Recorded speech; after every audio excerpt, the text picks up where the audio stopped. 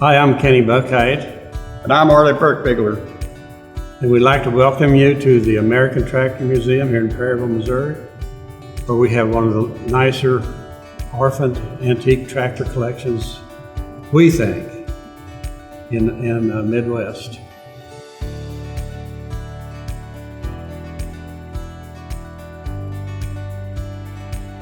The orphan tractors are tractors that the original manufacturers are not in existence no longer.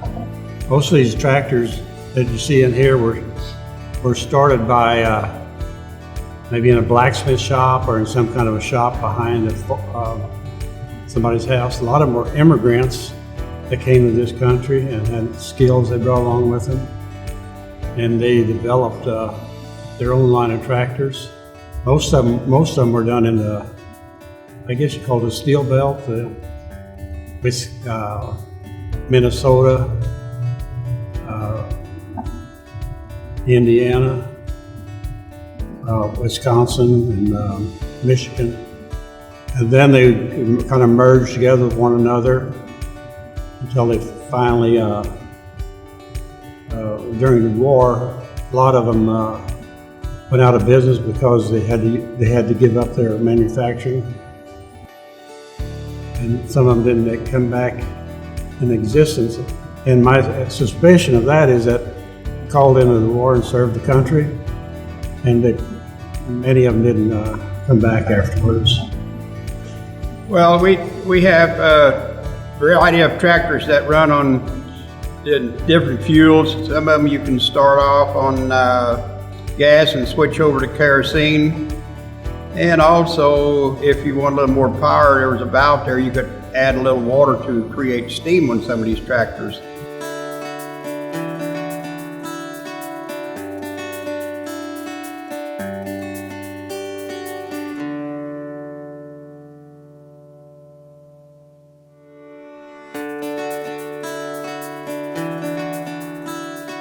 Well, it started when I took a road trip with a friend of mine, and we went by and we seen a couple old tractors sitting along the road, and we turned around, come back, and we wound up buying them. We got them home, and they were pretty much junk. They weren't worthy of repair.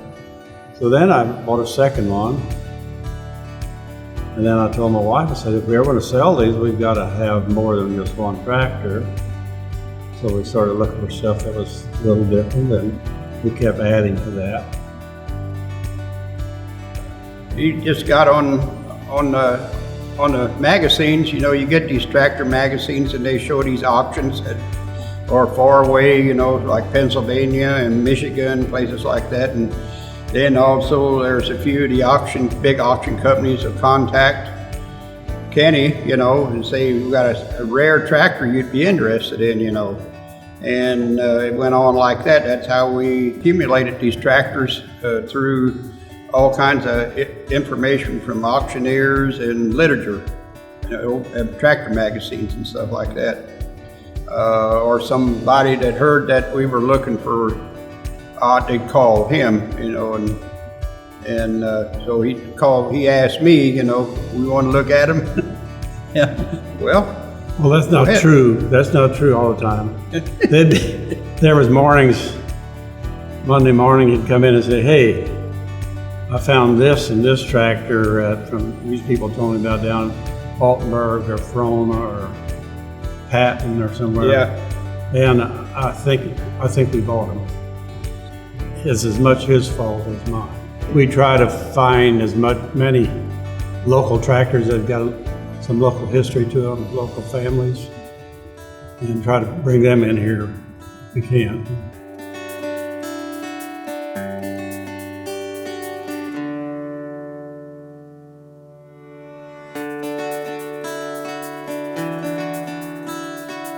Yeah, over the years, we've did quite a bit of traveling. We probably logged over 100,000 miles picking up tractors and looking at different ones.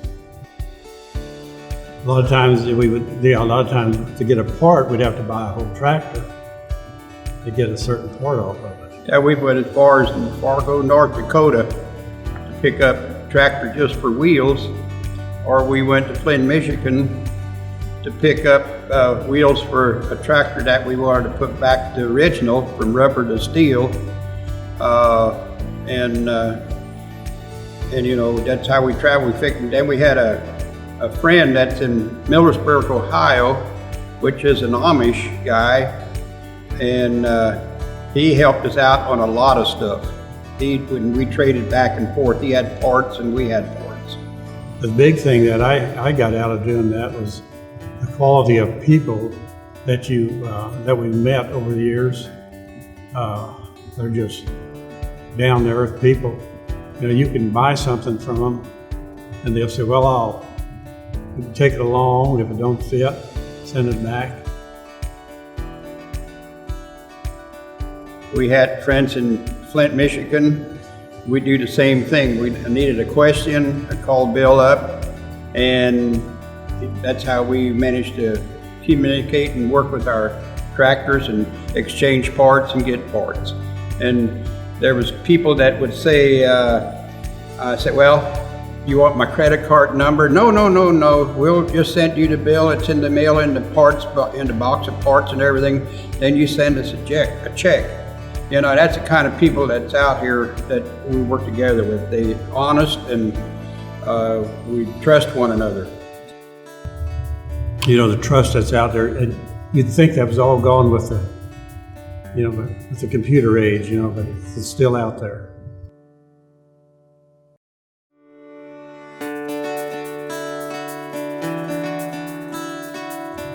Well, yeah, we would get back after we picked up a tractor and unloaded. And then Arlie, you have to think, something you have to know about Arlie is that when he was born, they didn't give him a bottle or anything like that. They gave him a wrench and put him to work. Well, yes, we discussed this stuff as we're coming home with this tractor, what all we're gonna do to it and everything, you know, and then he'll say, do you think we can find the parts for it? And then I'll say, well, why did you buy it? You know, you didn't think we'd get parts for it and make them. And we just kick one another along down the line, you know, and we get the tractor unloaded and we'll get, next day or so, I'll go in there and we'll start dismantling piece by piece. And you gotta, these things are very sensitive. You gotta use your patience to do it too. You wanna save as much the parts as you can off of this thing, so you use a lot of acetylene. You heat stuff, you know, to break it loose so you can reuse it.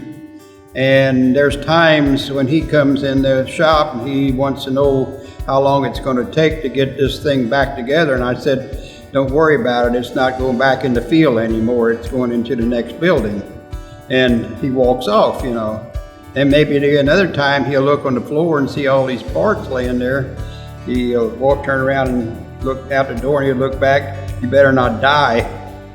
And so, you know, that's the fun part about working on this stuff. You know, we interchange words like this, and it's just fun to do things like that, you know. And I enjoyed it the whole time I did it, the last 18 years.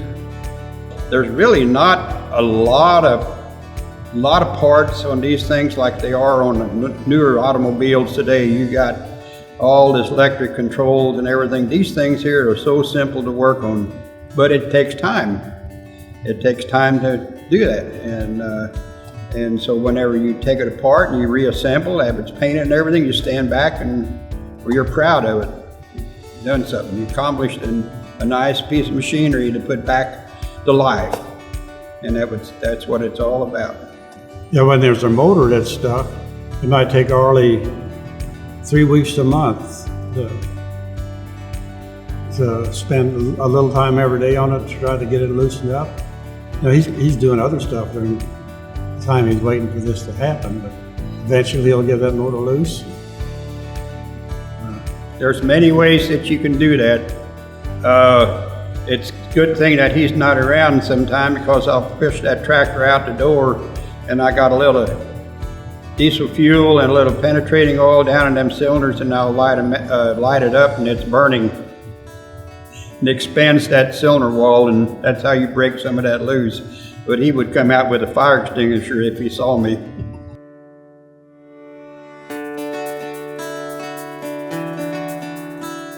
Well, the Cole is my collection, but you're wrong. This is Miss Rhonda's collection. She's my wife. And she is amazing, amazing lady. And she kind of put up with all this stuff because I named a few of these tractors after her. I call them Miss Rhonda 1 and Miss Rhonda 2. But now she claims everything in here, so we're just caretakers for her. We're very lucky. We have really some nice kids. They're all energetic, and they know how to take care of themselves and their families. They're doing a wonderful job. I'd like to have that in there. We're both kind of fortunate on that part, you know, with having good wives that understand us when we're out running around in this country, you know, and behaving ourselves. But, and then the kids we got, you know, we've got a good group of kids. They went to school together with some of his, you know, and they know one another. And I have 4. I have a daughter and 3 sons, and they're all done well, you know, and I have about 8 grandkids and 6 great-grandkids, and they're all just doing fine. And we get together quite a bit, but yeah, we do. We're fortunate to have good, healthy kids. We're just kind of lucky guys. Another person we didn't mention was Alicia. She works for the Buckeye advertising department, and she did a lot of the layouts and designs and a lot of the good ideas. We want to give her credit for that. She's an amazing person. Well, once we got the collection built up to this size, along with our children, this building became available here, and the idea was brought up that we ought to try to move them up here to Perryville and rehab this building and make a museum out of it. And that's kind of the reason we got here. It's mostly because of our children.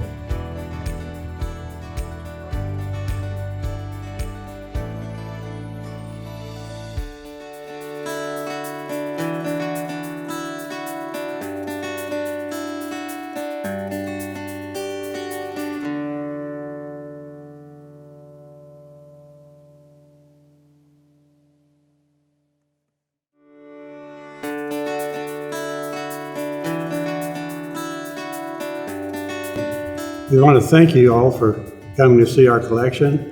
We want to invite you back, and please tell all your friends to come see us. Thanks for joining us in the Tractor Museum and taking a tour. We appreciate you coming through and seeing all that we put together.